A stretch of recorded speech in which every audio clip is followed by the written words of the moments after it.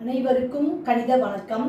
இப்போ பார்க்க போகிற கணக்கு 7ஆம் வகுப்புக்குரியது. முதல் பருவம் எண்ணியல்.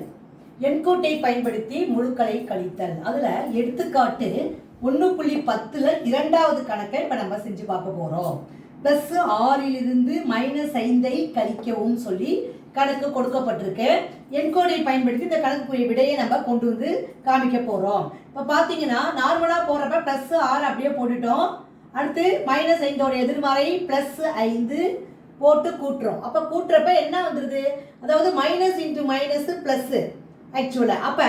அப்போ 6 5 கூட்டுறோம்னா +11 அப்படிங்கிறது விடையாக கிடைச்சிருக்கு. இப்போ நம்ம இந்த கணக்கை வந்து என்ன செய்ய போகிறோம்? எண்கோட்டின் வழியாக இதுக்குரிய விடையை நம்ம இப்போ கண்டுபிடிக்க போகிறோம். ஃபஸ்ட்டு என்ன கொடுக்குறாங்க? +6. அப்போ 0விலிருந்து மிகை முழுவில் 6 அலகுகள் நம்ம நகர்த்திட்டோம். +6. அடுத்து என்ன கொடுத்துருக்காங்க? -5 அப்படின்னு கொடுத்துருக்காங்க. அப்போ மைனஸை பெருக்குனா ப்ளஸ் ஆகிடுது. அப்போ மேலும் என்ன செய்யணும்? இன்னும் 5 அலகுகள் மிகை முழுவை நோக்கி நம்ம நகர்த்தி வைக்கணும். அப்படி பார்க்குறப்ப 6லேருந்து 5 அலகுகள் நகர்த்துறேன். 1 2 3 4 5. அப்போ எங்கே வருது? கரெக்டாக 11 கிட்ட வந்து அந்த 5 அலகுகள் வந்து நிற்கிது.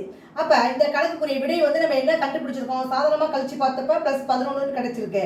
எண்கோடின் வழியாக இப்போ நான் செஞ்சு உங்களுக்கு காமிச்சிருக்கேன். வரக்கூடிய விடை வந்து +11. இப்படி தான் வந்து நம்ம என்ன செய்யணும்? எண்கோட்டில் நம்ம வந்து மிகை முழுவோ குறை முழுவோ எது கொடுத்தாலும் அதை வந்து நம்ம இந்த வழியாக நம்ம சிறப்பாக கழிச்சு காமிக்கலாம். புரிஞ்சுங்களா?